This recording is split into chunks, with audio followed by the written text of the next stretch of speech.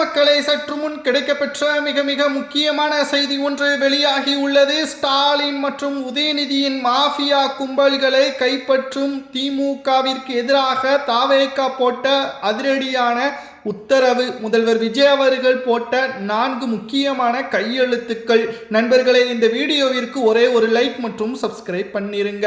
ஸ்டாலின் அவர்கள் அடுத்த 5 ஆண்டுகள் எதிர்க்கட்சி தலைவராக கூட வர முடியாது. மேலும் திமுக ஆட்சியை எப்ப வேண்டுமானாலும் அமைக்கும். தாவேகாவின் ஆட்சி முழுவதுமாக அமையாது என்று ஒவ்வொரு மேடைகளிலும் ஸ்டாலின் அவர்கள் பேசி வருகிறார்.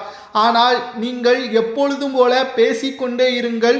மக்களின் ஆதரவு விஜய் அவர்களுக்குத்தான் இருக்கிறது என்பதை செயல்பாட்டின் மூலமாக முதல்வர் விஜய் அவர்கள் திமுகவின் ஊழல்கள் மற்றும் ஒட்டுமொத்தமான மோசடிகளை வெளிக்கொண்டு வந்து திமுகவை தோல்வியை நோக்கி சென்று கொண்டிருக்கிறார்கள். திமுகவின் ஆட்சியில் மட்டும் கிட்டத்தட்ட ஒவ்வொரு நிறுவனங்களும் பல கோடிகளை முதலீடுகள் மூலமாக மக்கள் மத்தியில் வரிப்பணங்களை மோசடிகளை செய்து திமுக செய்த துரோகம்தான் தமிழ்நாட்டின் பொருளாதார வளர்ச்சிக்கு தடையாக இருந்துள்ளது.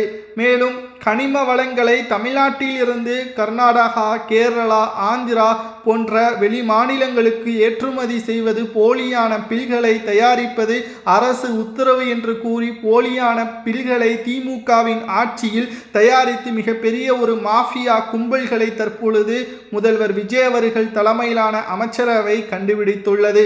திமுக இனி ஒருபோதும் ஆட்சிக்கு வர முடியாத அளவிற்கான ஏற்பாடுகளை தான் தற்பொழுது செய்திருக்கிறார் முதல்வர் விஜய் அவர்கள். மேலும் பொதுப்பணித்துறை மற்றும் விளையாட்டுத்துறை அமைச்சராக இருக்கக்கூடிய ஆதவ அர்ஜுனா அவர்கள் ஒரு முக்கியமான ரகசிய மீட்டிங் ஒன்றை ஏற்பாடு செய்துள்ளார். அதில் பொதுப்பணித்துறை கடந்த 5 ஆண்டுகள் செய்த கடன்கள் என்ன, எந்த திட்டங்களை எல்லாம் நிறைவேற்றியது, அதில் யாருக்கெல்லாம் பங்கு இருக்கிறது, கடந்த பொதுப்பணித்துறை அமைச்சராக இருந்த ஏவா வேலு அவர்களது வீட்டில் 2 முறை அமலாக்கத்துறை அதிகாரிகள் சோதனைகளை நடத்தினார்கள் அல்லவா, அதை பற்றியான முழுவதுமான ரிப்போர்ட்டையும் அமலாக்கத்துறை அதிகாரிகளுக்கு கொடுப்பதற்கு ஆதவ அர்ஜுனா அவர்கள் முன் வந்துள்ளார். தற்பொழுது இதன் மூலம் திமுக மீண்டு வர முடியாத ஒரு தோல்வியை தழுவதற்கும் பக்கபல ஆதவ அர்ஜுனா அவர்கள் போட்ட அந்த திட்டம் தான் தற்பொழுது ஸ்டாலின் அவர்களது தலையில் விழுந்த மிகப்பெரிய ஒரு இடியாக அமைந்துள்ளது. திமுக தலைவர் ஸ்டாலின் அவர்கள் நினைத்து கொண்டிருக்கிறார், ஒரு நடிகரது கையில் ஆட்சி அதிகாரம் வந்துவிட்டது, நிச்சயம் அதை அவரால் ஹேண்டில் பண்ண முடியாது என்று ஸ்டாலின் அவர்கள் நினைத்து கொண்டிருக்கிறார். ஆனால் உண்மையான தகவல் என்ன தெரியுமா? மக்கள் திமுகவை புறக்கணித்து விட்டார்கள். ஏவா வேலு அவர்களது வீட்டில் நடைபெற்ற சோதனையாக இருந்தாலும் சரி, பொன்முடி அவர்களது வீட்டில் நடைபெற்ற சோதனையாக இருந்தாலும், செந்தில் பாலாஜி அவர்கள் 15 மாதங்கள் புழல் சிறையில் அடைக்கப்பட்ட போதிலும் கூட ஸ்டாலின் அவர்கள் வாய் திறக்கவில்லை. எதற்காக விசாரணை, எதற்காக சிறையில் அடைக்கப்படுகிறார்கள் என்று மக்கள் கேட்ட போதிலும் கூட அதை பற்றி வாய் திறக்காமல் இருந்தார். ஆனால் ஆட்சி அதிகாரங்கள் கைவிட்ட பிறகு மக்கள் எங்களை புறக்கணித்து விட்டார்கள், இன்ஸ்டாகிராம் மூலமாக, சமூக ஊடகங்கள் மூலமாக ஆட்சியை கைப்பற்றி விட்டதாக திமுக ஒவ்வொரு மேடைகளிலும் கண்ணீர் விட்டு கதறி அழுது கொண்டிருக்கிறது.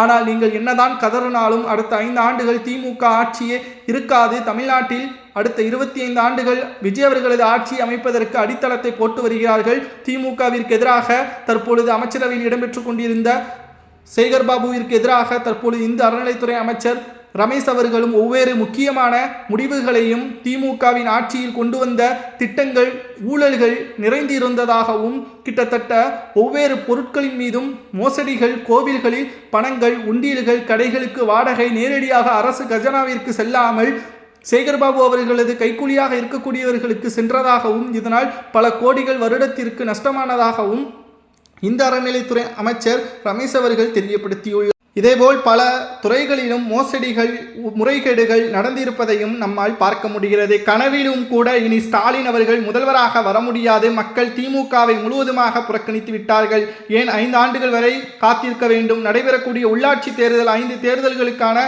இடைத்தேர்தல் அனைத்திலும் திமுக வெற்றியடைகிறதா என்று பார்க்கலாம் என்று சவால் விட்டுள்ளார் ஆதவ அர்ஜுனா அவர்கள். முதல்வர் ஸ்டாலின் அவர்கள் தற்பொழுது முன்னாள் முதல்வர் ஸ்டாலின் அவர்கள் தற்பொழுது களப்பணிகள் எப்படி இருக்கிறது என்பதை வீதியில் இறங்கி பார்க்க வேண்டும். தற்பொழுது இருக்கக்கூடிய முதல்வர் விஜய் அவர்கள் சிறப்பாக அதை செயல்படுத்தி வருகிறார். திமுக தான் அதை பொறுக்க முடியாமல் சிறப்பான ஆட்சியை, மக்களுக்கு தேவையான ஆட்சியை, எந்த ஒரு முறைகேடும் ஊழலும் இல்லாத நேரடியான அரசு ஆவணங்களை பெறுவதற்கு ஆன்லைனிலே அப்ளை பண்ணி அதை முழுமையாக பெறக்கூடிய வசதியையும் முதல்வர் விஜய் அவர்கள் ஏற்படுத்தியுள்ளார் என்று தற்பொழுது நம்மால் பார்க்க முடிகிறது. மேலும் கிட்டத்தட்ட திமுக என்னை நடக்கக்கூடாது என்று நினைத்தார்களோ அதுதான் நடந்து கொண்டிருக்கிறது. திமுகவின் ஆட்சியில் செய்த முறைகேடுகள், ஊழல்கள், குற்றச்சாட்டுகள், பினாமிகள் பெயர்கள் அனைத்தையும் சேகரித்து அமலாக்கத்துறை அதிகாரிகளுக்கு ரிப்போர்ட்டாக கொடுப்பதற்கான ஏற்பாடுகளும் ஒரு பக்கம் நடந்து வருகிறது. மறுபக்கம் தாவேகாவின் கட்சியை பலப்படுத்துவதற்கான ஏற்பாடுகளும் செய்யப்பட்டு வருகிறது. மாஜி அதிமுகவின் நிர்வாகிகள், முன்னாள் அமைச்சர்கள் அனைவரும் தாவேகாவின் பக்கம் படையெடுத்து வருகிறார்கள். திமுகவில் இருக்கக்கூடிய கிளை நிர்வாகிகளும் தாவேகாவின் பக்கம் செல்வதாக தகவல்களும் தற்பொழுது கிடைக்கப்பெற்றுள்ளது. இது தொடர்ச்சியாக நடந்தால் நிச்சயம் திமுக எதிர்வரக்கூடிய காலத்தில் எதிர்க்கட்சி அந்தஸ்தையும் இழக்கும். தமிழக மக்கள் அரசு சரியான செயல்பாட்டை செய்கிறதா என்பதை மட்டும்தான் பார்க்கிறார்கள். அது நடிகனா அல்லது அரசியல்வாதியா என்பதெல்லாம் கிடையாது. ஒருவர் சிறப்பான ஆட்சியை கொடுப்பது 30 நாட்களில் தெரிந்துவிடுமா என்று கேட்டால் நிச்சயமாக தெரியாது. அதிகபட்சம் 6 மாதங்கள் தேவைப்படும். தற்பொழுது 30 நாட்களிலேயே பல மாற்றங்களை கொண்டு வந்துள்ளார் முதல்வர் விஜய் அவர்கள். ஆனால் திமுகவின் ஆட்சியில் சொன்ன வாக்குறுதியை 1.5 வருடங்களுக்கு பிறகுதான் கொண்டு வரப்பட்டது என்பதையும் நாம் மறந்துவிடக்கூடாது.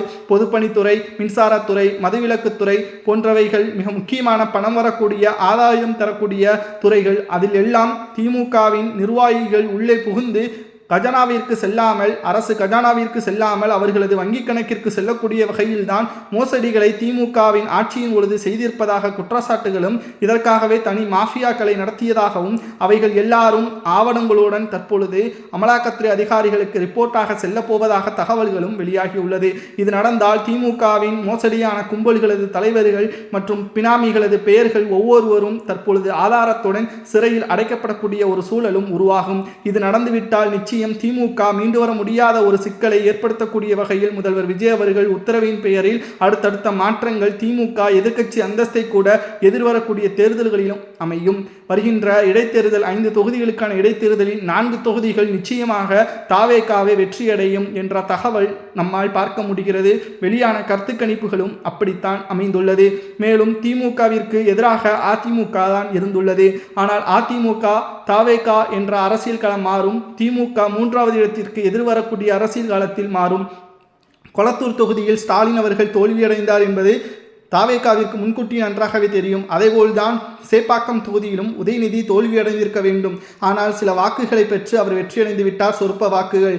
ஆனால் அடுத்த முறை சேப்பாக்கம் தொகுதியில் உதயநிதி போட்டியிட மாட்டால், வேறு தொகுதியை தான் தேர்வு செய்வார். அதற்கு காரணம் அப்பகுதி மக்கள் உதயநிதியை புறக்கணித்து விட்டார்கள். கிட்டத்தட்ட மதியம் 2 மணி வரைக்கும் உதயநிதி அவர்கள் பின்னிலையில் தான் இருந்தார். இதுவும் உதயநிதி அவர்களுக்கு அச்சத்தை ஏற்படுத்திவிட்டது. மிகப்பெரிய ஒரு ஊழல் முறைகேடுகள் அனைத்தையும் மக்கள் எதிர்த்து தங்களது வாக்குகள் மூலமாக, ஜென்சியின் தலைமுறையின் வாக்குகள் மூலமாக மாற்றத்தை கொண்டு வந்துள்ளனர். மக்களை திமுகவின் மாஃபியா கும்பல் தலைவருக்கு என்ன தண்டனை கொடுக்கலாம் என்பதை கமெண்ட் வாயிலாக கூறுங்கள்.